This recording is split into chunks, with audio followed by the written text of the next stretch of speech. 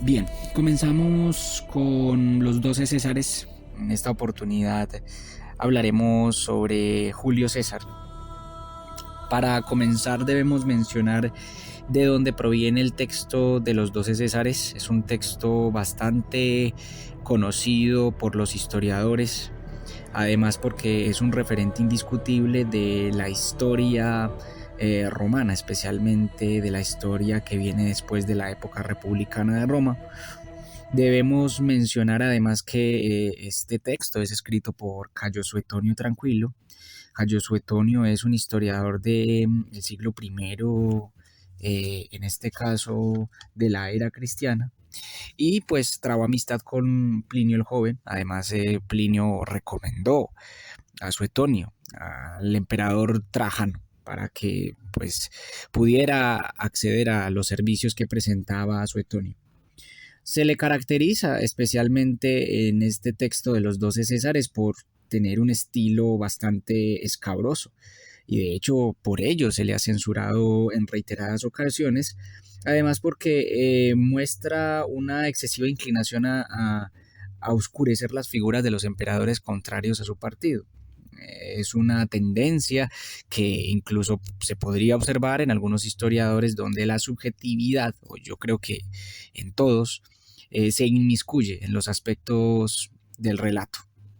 Es importante destacar que Cayo Suetonio tiene una característica particular en la forma de relatar o de describir a los emperadores, en la medida en que aporta lujosos detalles de las vidas privadas de estos emperadores, que de otra forma se quedarían totalmente oscurecidos o quizás silenciados, ya que Cayo Suetonio se atreve incluso a relatar con lujo de detalles sobre las características misteriosas que concebían los emperadores, sobre las enfermedades que padecían, sobre sus penas o quizá incluso sobre sus principales aficiones y gustos particulares, aunque algunos de ellos un tanto retorcidos.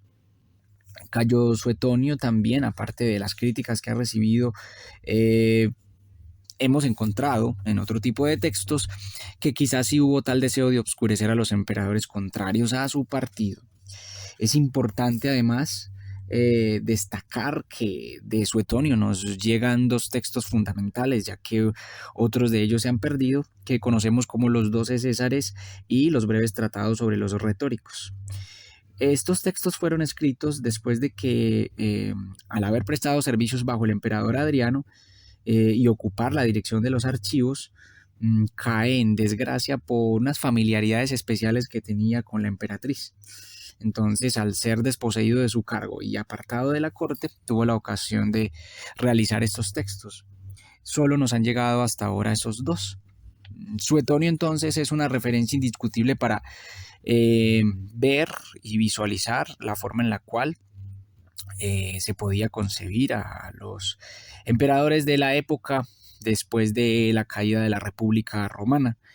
Además, porque autores como Bobisque y Plinio han rendido un homenaje notable por el talento que descubren en Suetonio, y además por el interés vivo que despierta por la historia doméstica. Es un escritor y es un historiador que, como lo hemos mencionado, tiene una especial descripción y detalle sobre aspectos particulares de las vidas privadas, por lo que su obra pues se hace una de las más precisas y además una joya para conocer la literatura latina y los personajes que en esta época habitaron y tuvieron la osadía de gobernar y la locura también de ocupar el poder luego de la caída de la República Romana.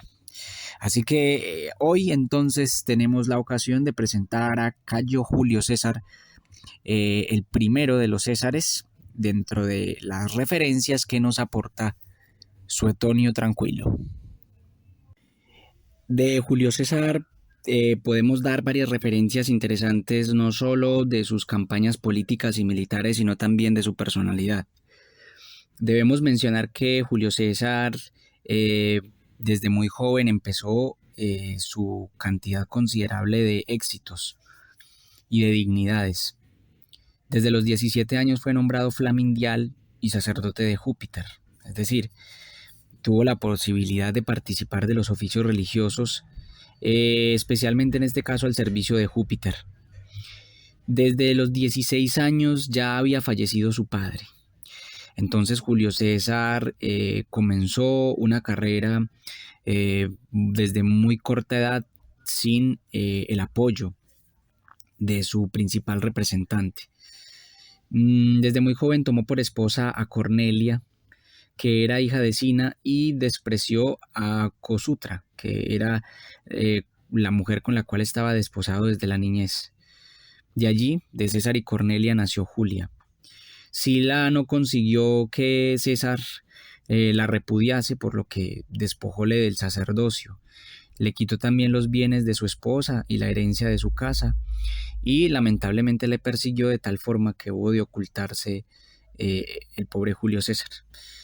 Después, las vírgenes vestales tuvieron una intermediación y Sila logró perdonar a Julio César. Sin embargo, a pesar de perdonarle, Sila ya veía en Julio César un peligro representativo para la República Romana. Sila advirtió lo siguiente, y citamos un bello fragmento que está presente en el texto de Suetonio. Triunfaron, y con ellos lo llevan. Regocíjense, mas sepan que llegará un día en que ese, que tan claro les es, destruirá el partido de los nobles, que todos juntos hemos protegido, porque en César hay muchos Marios.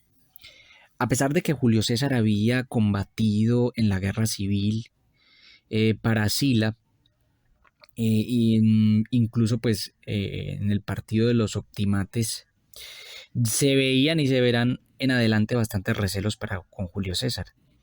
Y la gente del populacho verá en Julio César un referente para buscar que sus intenciones se hagan efectivas.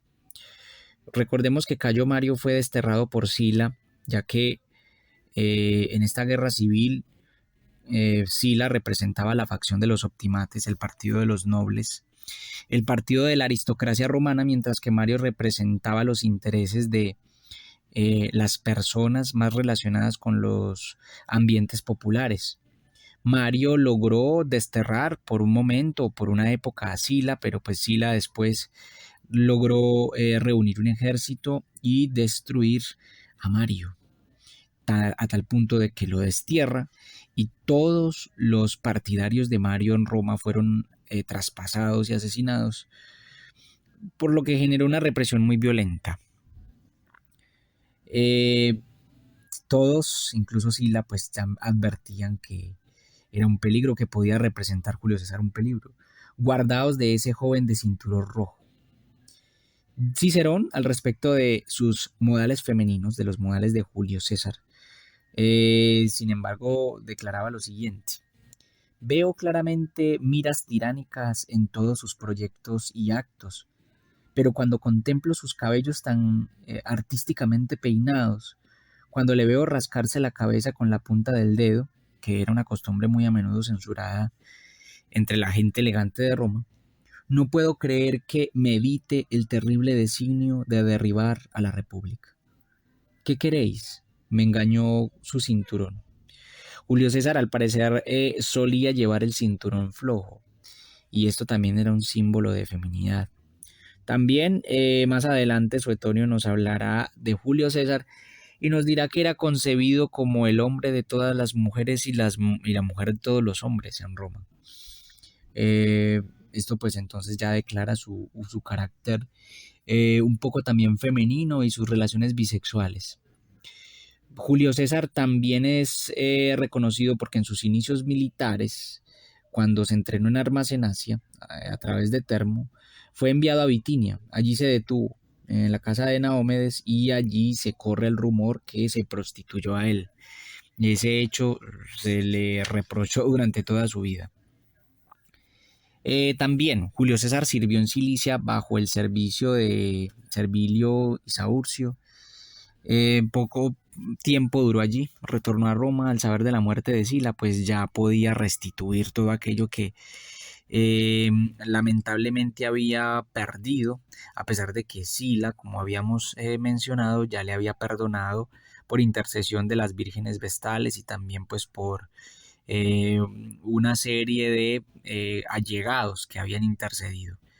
Recordemos algo muy importante, y es que la función de las vírgenes vestales era importante y fundamental porque ellas mismas tenían las facultades de perdonar y eximir a la persona que había sido reprendida por una autoridad, y el perdón pues le permitía a esa persona que había sido castigada pues retornar y restituir todo aquello que se le había eh, arrebatado.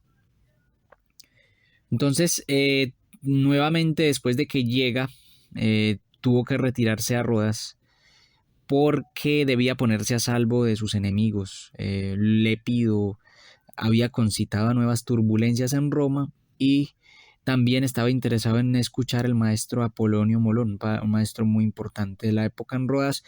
Y allí pues se cuenta el episodio en el cual Julio César fue o se le hizo prisionero por unos piratas de la isla de Farmacusa. Él conservó su integridad en este cautiverio. Se cuenta que lo que hizo fue que envió a sus compañeros y algunos esclavos que tenía a su cargo por la recompensa de 150 talentos, que era lo que se exigía para liberar a Julio César. Ellos fueron, Julio César se quedó con algunos compañeros, incluyendo entre ellos al médico que le asistía. Había conservado con calma la tranquilidad, y cuando traen los 50 talentos se le libera, pero tras su liberación persigue a estos piratas y los somete al suplicio que eh, en tanto tiempo de cautiverio le habían amenazado a César. Cuando logró ser tribuno militar en Roma, profirió un discurso de su tía de Julia y de su esposa que habían fallecido. Su esposa Cornelia falleció y este discurso fue bastante emotivo por lo que se cuenta. Tenía varias razones para ser emotivo. El primero de ellos, relacionado justamente con la muerte de una mujer y de una esposa joven. Pero además de ello, es que estos discursos fúnebres para las mujeres solían darse a esposas veteranas. César es el primero que se atreve a generar un discurso para su esposa, que es una mujer joven. Eh, Esto le granjeó una fama indiscutible por su sensibilidad. En ese discurso se resalta algo de interés, y es que eh, se atrevió a decir que su descendencia provenía de un linaje de reyes y de dioses. Por un lado, que Julio César hable del linaje de reyes establece ya unas intenciones de un poder monárquico considerable.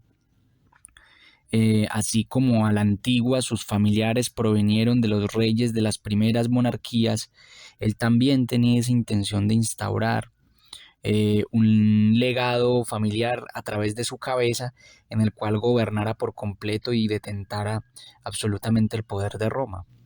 Por otro lado, el hecho de que Julio César estuviera conectado con el linaje de los dioses le confería a él una suerte de capacidad de ser elegido por los dioses para gobernar a Roma, que aumentaba sus aspiraciones y sus ambiciones de poder.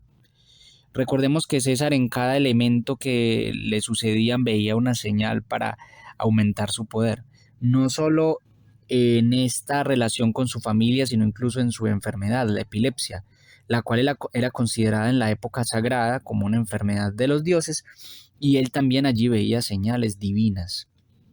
También veremos más adelante, cuando llegue al Rubicón, un signo que para él será premonitorio. También tendremos algunos sueños que para él serán importantes para tomar decisiones y para ratificar, según él, su misión de adquisición del poder total de Roma. Entre ellas, pues, la visita que tiene en Cádiz a el templo donde se encuentra la figura de Alejandro Magno. Bueno, después de este discurso, o más bien dentro de este discurso, se dice lo siguiente entonces de su familia. Por su madre, mi tía Julia, descendía de reyes. Por su padre, está unida a los dioses inmortales, porque de Ancomario descendían los reyes Marcios, cuyo nombre llevó mi madre. De Venus procedían los Julios, cuya raza es la nuestra. Así se ven en nuestra familia conjuntas la majestad de los reyes, que son los dueños de los hombres, y la santidad de los dioses, que son los dueños de los reyes. Entonces, aquí podemos observar en esta cita que nos comparte Cayo Suetonio toda la derivación de carácter nobiliario de su descendencia. En reemplazo de Cornelia, eligió a Pompeya, sobrina de Sila. Más adelante se divorció por sospecha de adulterio con Clodio, el cual supuestamente había entrado a los aposentos de Pompeya disfrazado de mujer. Bien, entonces cuando César ingresa como cuestor, en su cuestura logró la España ulterior, lo que conocemos actualmente como Andalucía, Extremadura y el sur, una parte del sur de Portugal. Esa España ulterior se dividía en Bética, que hoy conocemos como Córdoba, y la España lusitania, la Hispania, que conocemos como Mérida. Ahí es donde se relata el episodio o su encuentro con Alejandro Magno en la estatua. Y al llegar a Cádiz, viendo cerca de un templo de Hércules la estatua de Alejandro Magno, suspiró profundamente como lamentando su inacción. Y censurando no haber realizado todavía nada digno a la misma edad que Alejandro, ya había conquistado el mundo, dimitió enseguida de su cargo para regresar a Roma y aguardar en ella la oportunidad de grandes acontecimientos. Julio César entonces a partir de este momento planteará una campaña personal con la intención de adquirir la mayor cantidad de poderes. De hecho, desde este momento de la vida de Julio César observaremos cómo va ascendiendo a través de los cargos, adquiriendo cada vez mayor cantidad de poder y empezando a hacer una serie de estrategias políticas bastante interesantes, tales como comprar magistrados para que estén a su favor mientras está fuera de Roma, o tales como ofrecer servicios al pueblo de exhibición de grandes objetos portentosos, o también observaremos elementos interesantes como proponer para el pueblo una cantidad de juegos relacionados con gladiadores y bestias. Julio César entonces empezará a ganarse el poder a través de una serie de estrategias bastante particulares que aproximadamente 10 años después le llevarán a ser el jefe supremo de Roma. Aparte de este sueño de lograr lo que a la edad de Alejandro no había logrado, a los 30 años, Julio César también tuvo otro sueño, pero ya de carácter onírico, donde observaba que pues se le prometía el imperio del mundo en el momento en el que violaba a su madre. Para Julio César fue un sueño premonitorio que significaba cómo la madre hacía las veces de la madre tierra, la madre común, y cómo él se apoderaba de la madre tierra, por lo que se le prometía entonces gobernar el mundo entero. De allí vemos que incluso en sus sueños ya tenía una intención bastante poderosa de gobernarlo todo. Estos sueños serán un material riquísimo para el psicoanálisis. A partir de este momento entonces Julio César empieza a hacer movimientos. El primero de tales movimientos que nosotros observamos con claridad es que antes de ser edil empieza a realizar una conspiración junto con Craso y a Autronio. Craso y Autronio y Sila también, entonces en este caso no estamos hablando de el primer Sila que se enfrentó con Cayo Mario. Ellos tres entonces empezaron a realizar una suerte de estrategia para conspirar contra el Senado, atacar al Senado, dar muerte a los senadores y, en este caso, declarar una dictadura donde el dictador sería Craso y Craso nombraría, según lo habían acordado, a César como jefe de la caballería. No sé qué pasó, será que Craso por miedo, por arrepentimiento. Lo cierto es que no compareció ese día a la matanza. El día que habían quedado en realizarla, Craso no se apareció y entonces por esto César no pudo dar la señal que consistía en dejar caer la toga del hombro. Hubo un retroceso y en este caso entonces César no le quedó otro remedio que continuar como edil. En sus primeros pasos como edil, César construyó pórticos para exposiciones temporales, exhibió, como lo habíamos mencionado anteriormente, objetos que había reunido, organizó juegos de cacerías con fieras. Esto aumentó su popularidad. A pesar de que hubieron gastos, él los asumió. Además de ello, pues hubo un combate de gladiadores de diversos lugares. César convocó una cantidad considerable de gladiadores. No entraron los gladiadores que Julio César eh, había deseado. ¿Y por qué motivo? Porque se profirió una ley para limitar la cantidad de gladiadores, porque los gladiadores que ingresaban a Roma de cuenta de Julio César eran considerables.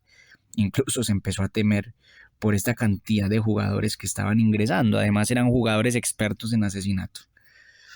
Él hizo algunas peticiones. La primera fue que intentó por el Senado mediante plebiscito el gobierno de Egipto, pero no lo consiguió. Se le negó, especialmente por el partido de los optimates.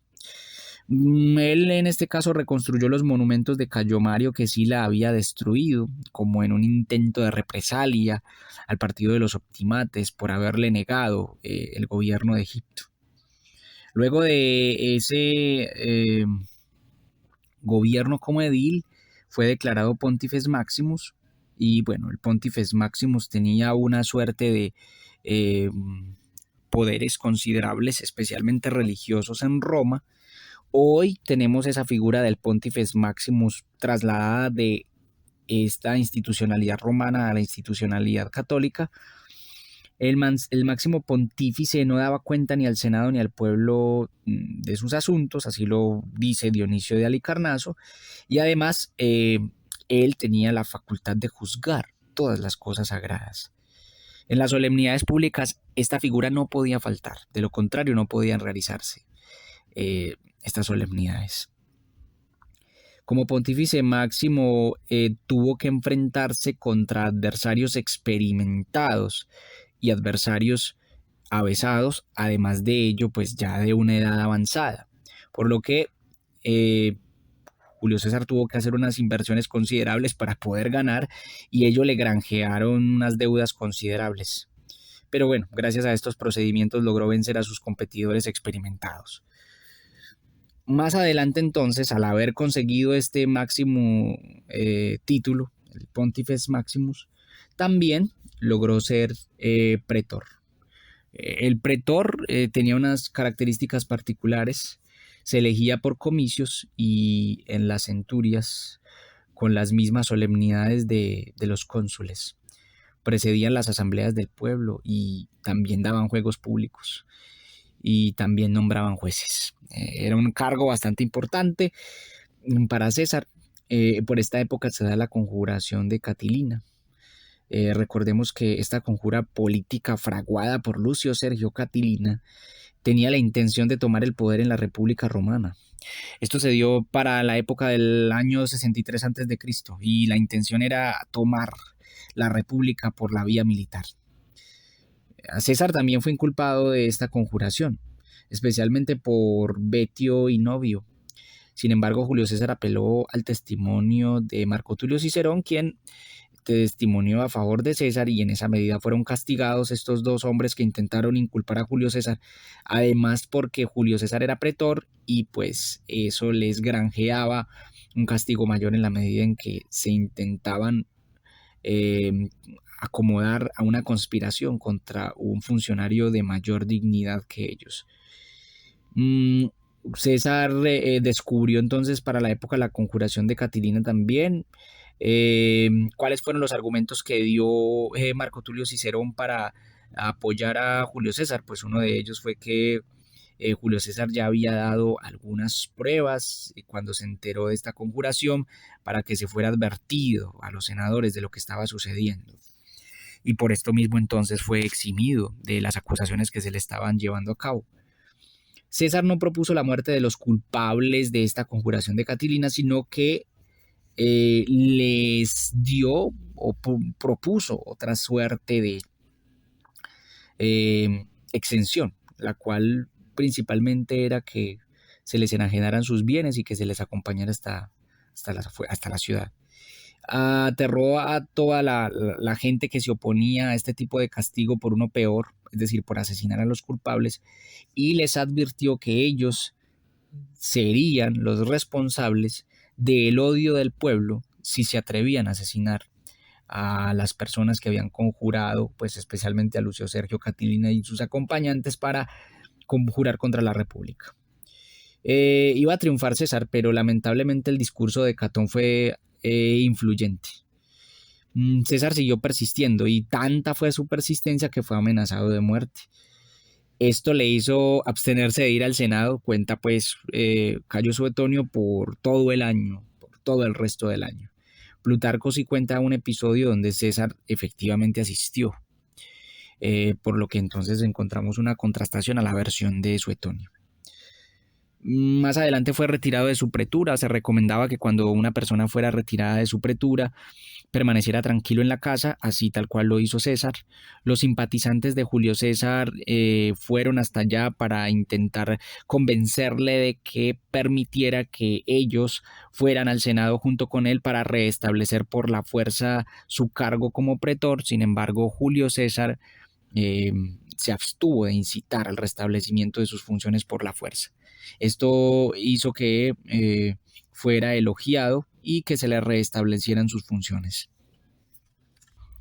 Julio César, después de terminar su pretura, retornó nuevamente a la España ulterior. Otra vez le toca en suerte como cónsul. Ahora, en calidad de cónsul, pacificó su provincia y regresó sin aguardar sucesor. Regresó rápidamente y pidió pues entonces en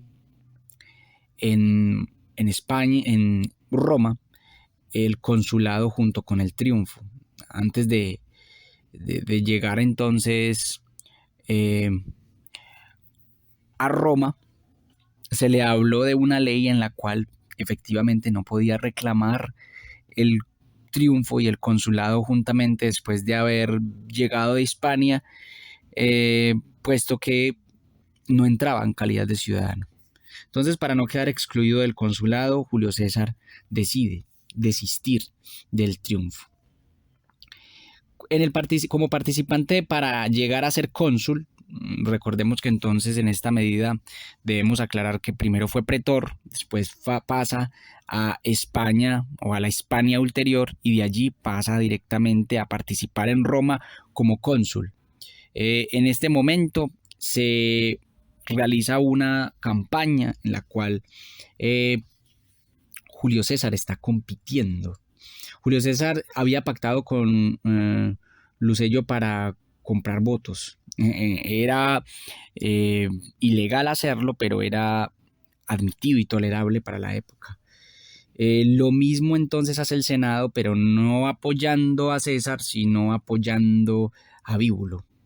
Bíbulo fue apoyado por el Senado para ser elegido junto con César, pues César fue elegido porque también entonces logró pactar con Lucello y oponerse a Bíbulo. César vio oposición en el Senado y el Senado sería un gran opositor de Julio César, así que se alió con Craso y Pompeyo y prometieron entre los tres que no se haría nada en el Estado que desagradara a cualquiera de las partes. Julio César amedrentó por las armas a Bíbulo, porque Bíbulo se le presentaba como un gran opositor, pero después de que César lo confrontó de esta manera, Bíbulo solo mandaba desde la casa por medio de edictos. No se atrevió a salir después, no se atrevió a salir hasta que terminó su consulado. De hecho, en Roma se burlaban de Bíbulo y lo que se decía es que no firmaban los edictos César y Bíbulo, sino que los que firmaban como cónsules eran Julio y César, haciendo con esto una broma, intentando mostrar que Julio César era el único cónsul y que hacía las veces de los dos cónsules, parodiando a los dos con su nombre y su cognomen. Después de esta relación con el consulado, entonces se casa con Calpurnia por esta época. Ya habíamos dicho anteriormente que se había separado de su antigua esposa por las posibles relaciones con una infidelidad que se había encontrado en este momento. Entonces, por ese mismo motivo, ya Julio César había desestimado a Cornelia. Muy bien, entonces ya entramos directamente a lo que se conoce desde el mismo texto de Julio César como la Guerra de las Galias. No es que Julio César no quisiera estar allí, por el contrario, Julio César estaba sumamente interesado en las Galias por los triunfos que le podía acarrear y la adquisición de poder que le podían traer. Por esta época también entonces Julio César le da en matrimonio eh, a su hija Julia a Pompeyo, con la intención también de asegurar en Roma a una parte del Senado. Miremos que Julio César aquí empieza a actuar con sumo detalle y sutileza. Es el arte de la ciencia política. Yo creo que Maquiavelo tiene muchos aspectos interesantes de vislumbrar en Julio César, por todos los asuntos que hace Julio César en este punto concreto. Por un lado, elige la provincia de las Galias, porque ella le podía proferir una gran cantidad de triunfos.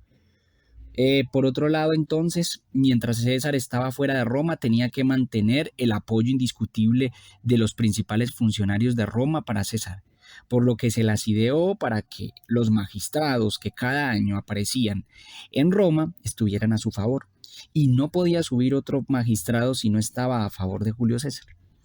Domitio estaba en contra de Julio César en el consulado, pero Julio César también se las ideó para poner a Pompeyo y Craso en el consulado.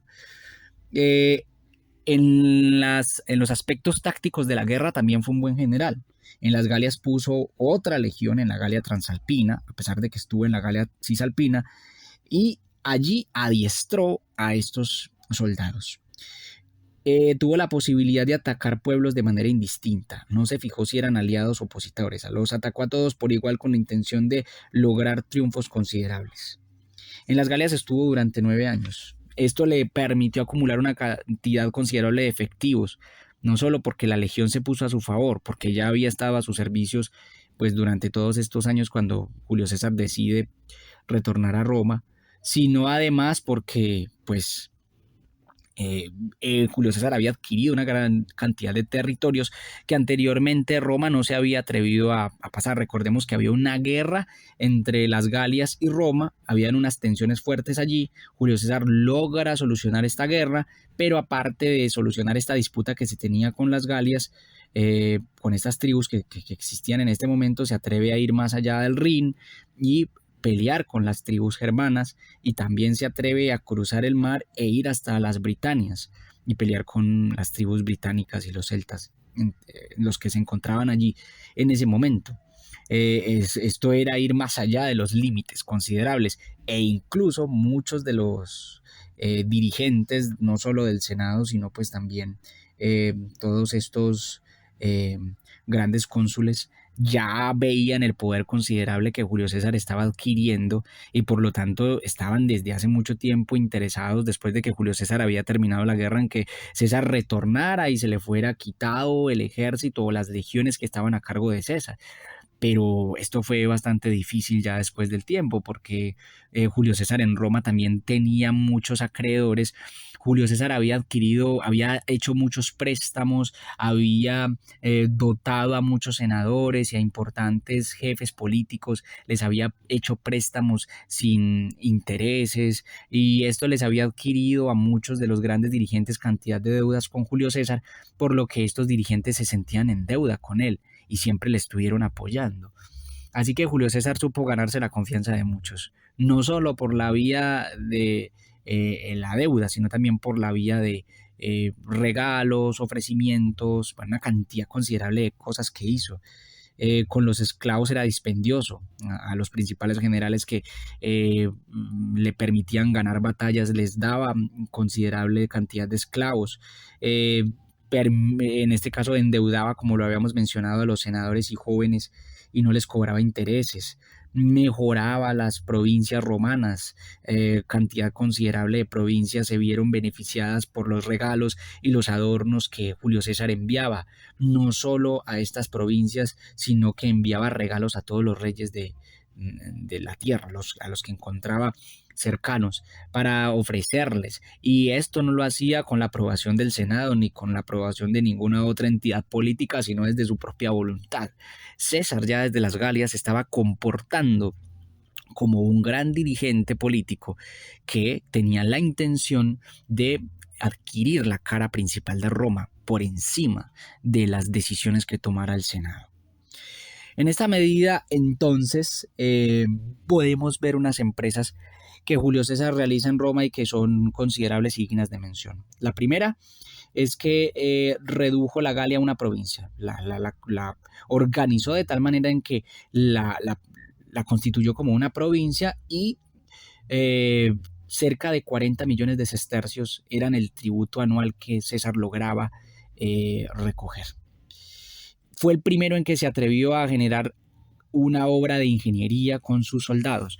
Eso es muy importante y es sumamente relevante porque esto significa que el ejército de Julio César no solo es un ejército, y esto es el poder tan interesante que tenía el ejército romano y las legiones, porque el ejército de Julio César se plantea no solo como una serie de efectivos que saben manejar las armas y tienen el poder de asesinar, sino también de construir.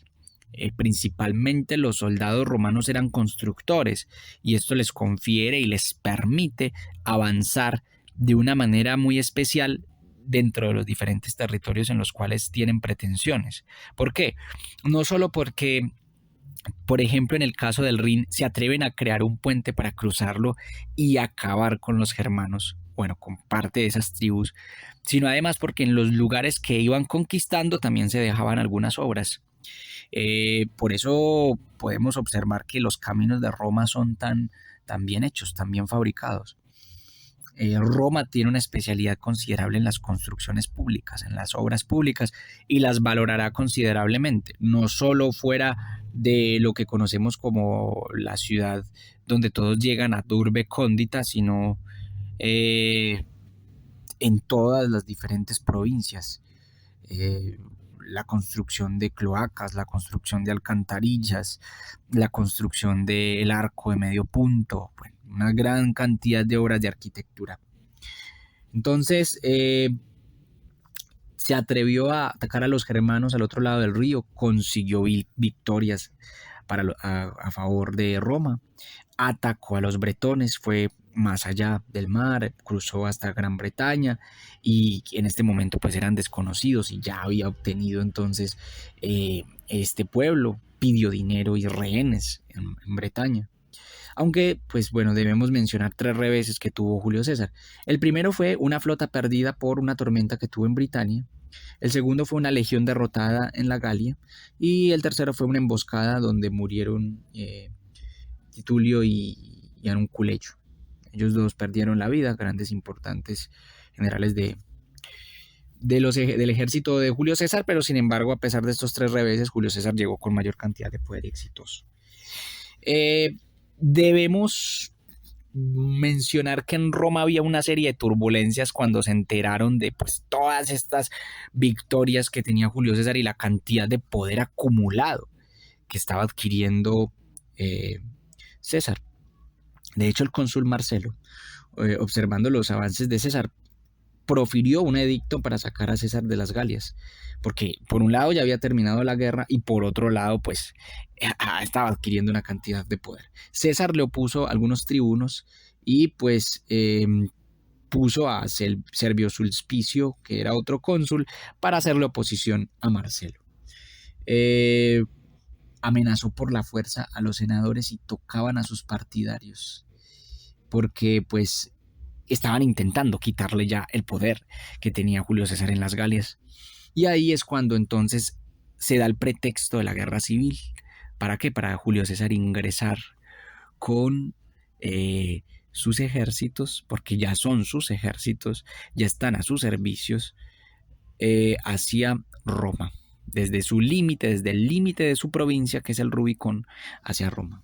Algunas de las razones por las cuales Julio César pues, iba a ingresar, pues reconocemos dos que son fundamentales, o al menos así las menciona Suetonio. La primera es porque tenía un temor a rendir cuentas de lo que había hecho en su consulado anterior. Había un temor de rendir ciertas cuentas por algunas irregularidades que se habían presentado y que se habían descubierto. Y por otro lado, porque tenía un deseo desde su juventud, como ya lo hemos mencionado, de adquirir el poder total de Roma. Tenía un hábito del mando. Entonces, en este momento, Julio César se dirige, bueno, disimuladamente envía algunas cohortes secretas para realizar algunas obras en algunas regiones de su provincia. Después, más adelante, decide pasar con la legión completa.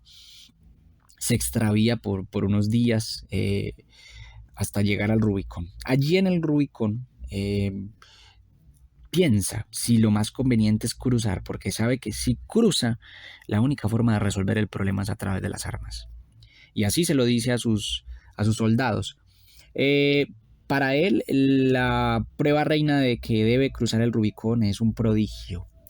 Se cuenta que un hombre bello apareció tocando la flauta. Él también arrebató una trompeta y la tocó y dijo lo siguiente: marchemos a donde nos llaman los signos de los dioses y la iniquidad de los enemigos. Iacta alea est. Es decir, Julio César entonces ya está a punto de ingresar con los efectivos que ha adquirido hacia Roma, y en este momento entonces César está logrando obtener el poder completo de todo lo que tiene que ver con Roma. Seguramente hay un temor considerable en el Senado, y nuevamente entonces tendremos que ver volver, como lo hizo hace ya mucho tiempo, Sila, repitiendo la historia, entrando hacia Roma para intentar favorecer a quienes estuvieron defendiéndole y a castigar a quienes estuvieron en contra de sus funciones. César ha logrado y ha conseguido hasta ahora lo que ha deseado, ha cumplido su deseo, el cual había hecho un proyecto interesante en el juramento que se realizó en Cádiz a través de la estatua de Alejandro Magno, en este templo poderoso de Hércules. Y en este momento entonces entraremos a la parte fundamental, en la cual ya César no es aquel que va ascendiendo de cargo en cargo, sino que tiene el poder absoluto de Roma. A partir de César empezarán a cambiar considerablemente las cosas en Roma. Y esta será la temática que trabajaremos en una segunda parte de la historia de Julio César a través de Suetonio Tranquilo. Muchas gracias por la escucha y nos vemos en la próxima historia sin guiones.